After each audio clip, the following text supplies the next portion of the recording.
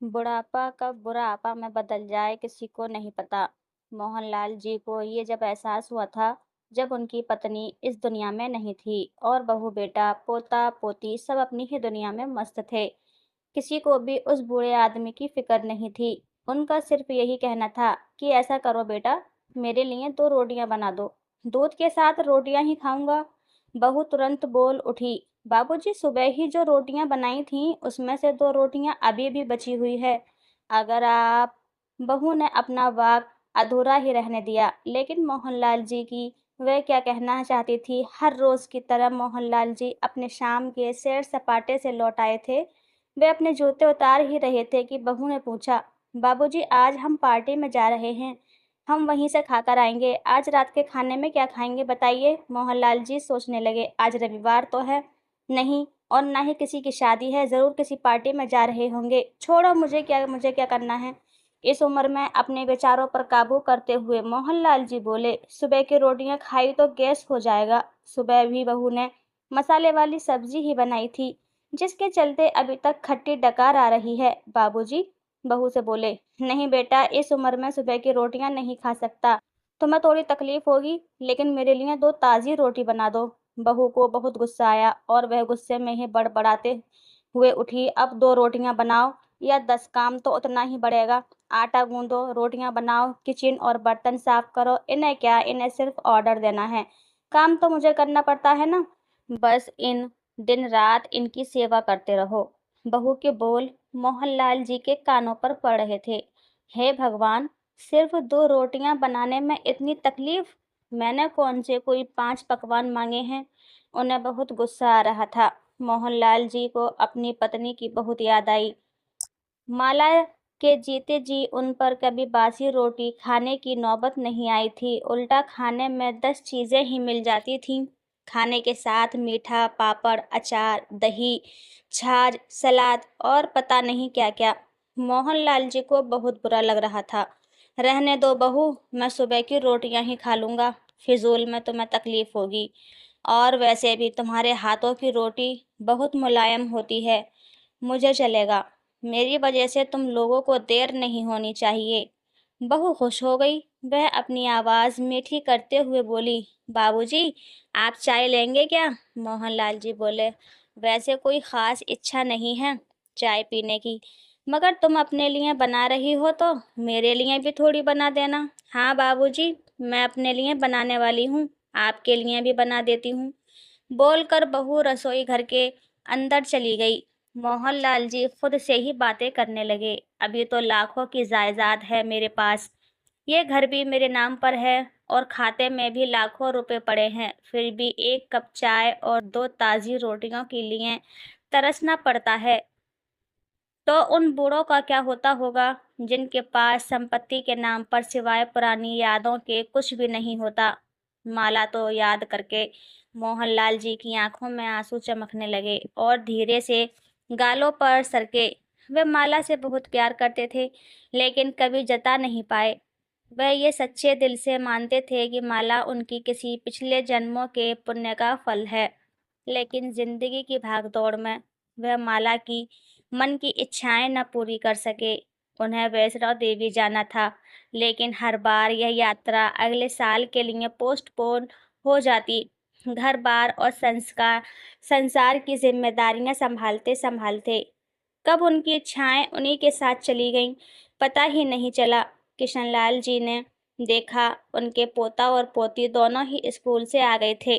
दोनों ने अपना बस्ता सोफे पर फेंका और दादाजी की तरफ दौड़कर उनके गले लगते हुए कहने लगे, चलिए ना दादाजी, खेलने चलते हैं। यही निस्वार्थ प्रेम कुछ पल थे, जिसमें मोहनलाल जी भी बच्चों के साथ बच्चे बन जाते थे और सारे अपने दुख और यादें भूल जाते थे। वे कुछ बोल पाते उससे पहले ही बहू ने कहा, चलो छोड़ो दादाजी को, हमें पार्टी में जाना है, जल्दी से आकर तैयार हो जाओ, पापा भी आते ही होंगे। दोनों ही बच्चे दादाजी को छोड़कर मम्मी की तरफ भागे। उनकी पोती 7 साल की थी और पोता 5 साल का था। मोहनलाल जी अपनी सोच में डूबे हुए बालकनी की तरफ गए। बालकनी में धीमी ठंडी हवा उनका स्वागत किया। बहू धीमी चाय ले आई। बालकनी में रखी अपनी कुर्सी में बैठकर मोहनलाल जी घूंट-घूंट करके चाय पी रहे थे। पी क्या रहे थे, निगल रहे थे, क्योंकि चाय के नाम पर सिर्फ कम शक्कर वाला गर्म पानी था, न इलायची न अदरक। मोहनलाल जी मन ही मन सोचने लगे, बहू के जाने के बाद आज खुद अपने हाथों से चाय बनाऊंगा, इलायची, अदरक और थोड़ी सी ज्यादा शक्कर डालकर, और उसके साथ रोटियां खा लूंगा। रोटियों की याद आते ही उनका मुंह फिर से खट्टा हो गया। बालकनी में बैठे बैठे उनकी नजर सूखी हुई तुलसी के पौधे पर गई। उन्होंने एक लोटा पानी लाकर उसमें डाल दिया। आज याद आया कि माला हर सुबह तुलसी को पानी और शाम को दिया रखती करती थी। अब तो शाम को न तुलसी को, न ही भगवान के मंदिर में दिया जलता है। पता नहीं कितने अच्छे संस्कार, कितनी अच्छी आदतें माला अपने साथ ले गई थी। मोहनलाल आसमान की तरफ देखकर बोले, माला, मुझे और इस घर को अभी तुम्हारी जरूरत थी। तुम क्यों हमें छोड़कर चली गई? तुमने मुझे धोखा दिया। तुमने हमेशा साथ रहने का वचन तोड़ दिया। तुम मुझे अकेला छोड़कर चली गई। मोहनलाल की आंखें भर आईं। बेटा, बहू और पोता पोती सब तैयार होकर पार्टी के लिए निकल गए। किसी ने झूठ मूठ भी मन रखने के लिए उनसे नहीं पूछा कि साथ चलिए पापा, आप खाना खाकर जल्दी सो जाइए, हमें आने में ज़रा देर हो जाएगी। ज़्यादा देर तक जागना आपकी सेहत के लिए अच्छा नहीं है। हमारे पास घर की दूसरी चाबी है, हमारी चिंता मत कीजिए। बेटे ने जाते हुए कहा, ऐसे बोल रहे हैं जैसे मेरी सेहत की बहुत फिक्र है। कितने दिनों से बोल रहा हूँ डॉक्टर के पास ले चलो बेटा।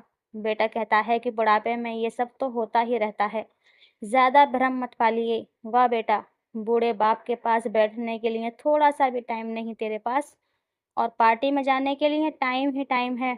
ऐसे अनगिनत विचार उनके दिमाग में चल रहे थे, लेकिन फिर भी उन्होंने हाँ में सिर हिलाया। सभी पार्टी में चले गए। मोहनलाल जी हॉल में रखी कुर्सी पे आकर बैठे। खाना खाने की अभी कोई इच्छा ही नहीं थी, इसलिए टीवी चालू की। आज वैलेंटाइन डे था, प्यार का दिन, इसीलिए टीवी पर भी उसी के बारे में दिखा रहे थे। मोहनलाल जी की नज़रें पास में रखे अपनी पत्नी के फ्रेम पर गईं, जिसमें लाल कलर की साड़ी पहन रखी थी। पता नहीं मोहनलाल जी के मन में क्या आया, उन्होंने अपने पैसों का बटुआ लिया और निकल पड़े माला जी की याद में। चलते चलते वे एक आइसक्रीम पार्लर के पास पहुंचे। उनको सांस चढ़ गया था, उनकी सांसों की गति तेज हो गई थी। आइसक्रीम पार्लर के पास एक कुर्सी पर आकर वे बैठ गए। तभी वहां एक छोटी बच्ची आई जो गुब्बारे बेच रही थी। बच्ची बोली, दादाजी गुब्बारे लोगे क्या? इतने ही बचे हैं, बिक जाएंगे तो जल्दी से अपने घर चली जाऊंगी। मोहनलाल जी ने देखा, 10-12 रंग बिरंगे गुब्बारे थे। उन्हें याद आया कि माला जी को भी गुब्बारे बहुत पसंद थे, लेकिन अब उन्हें गुब्बारे क्या करूंगा लेकर। उन्होंने उन्हीं बच्ची की आंखों में सच्चा प्यार और आशा दिखी। उन्होंने 100 रुपए दिए और सारे गुब्बारे खरीद लिए। उन्हें फिर से माला की याद आई, क्योंकि वे भी घर से निकलते समय हमेशा थोड़े एक्स्ट्रा पैसे लेकर निकलती थी और किसी न किसी ज़रूरतमंद की मदद किया करती थी। कभी वे टोकते तो वह कहती, हमें भगवान ने लेने वालों के नहीं, देने वालों की लाइन में खड़ा किया है, और थोड़े से रुपयों के बदले में लाखों की दुआएं मिलती हैं, तो मुझे टोका मत कीजिए। आंखों में आंसुओं के साथ मोहनलाल जी रास्ते के बीचों बीच आए। उन्होंने आसमान की तरफ देखा, अपने हाथों में पकड़े गुब्बारे आसमान में छोड़ दिए और चिल्लाकर बोले, माला, मैं तुमसे बहुत प्यार करता हूँ। उनकी सांसों की गति बढ़ गई, उनका शरीर लड़खड़ाया और जमीन पर धड़ाम से गिर पड़े। आसपास के लोगों को कुछ भी पता चल पाए उससे पहले ही मोहनलाल जी ने इस दुनिया की मोह माया को अलविदा कह दिया। उन्हें अपनी पत्नी से मिलने की बहुत जल्दी थी। दोस्तों, बस आप सभी से इतना कहना चाहती हूँ कि इस भाग दौड़ भरी जिंदगी में अपने जीवन साथी को ज़्यादा से ज़्यादा वक्त दें। वक्त का कुछ भरोसा नहीं, कब किसका बुलावा आ जाए। बिना हमसफर के जिंदगी नहीं कटती। हर व्यक्ति अपने हमसफर के बिना अधूरा रहता है। हमसफर के साथ अच्छा बुरा वक्त गुजरता है। अपने से दुख की बातें अपने हमसफर के साथ शेयर करता है। लेकिन जब हम सफर ही ना रहे, तो ये दुनिया, इस दुनिया के लोग चाहे कितने भी करीबी लोग, बहू, बेटे भी क्यों न हों, हमारे दिल की बात कोई नहीं सुनता। वही इंसान 4 दिन की ज़िंदगी घुट-घुट कर गुज़ारता है और एक दिन इस दुनिया से चला जाता है। दोस्तों, अगर ये कहानी आपको पसंद आई, तो कृपया लाइक कीजिए, शेयर कीजिए और चैनल को सब्सक्राइब कीजिए और कमेंट करके बताएँ आप ये कहानी किस शहर से देख रहे हैं। अपने शहर का नाम कमेंट बॉक्स में ज़रूर शामिल करें। धन्यवाद।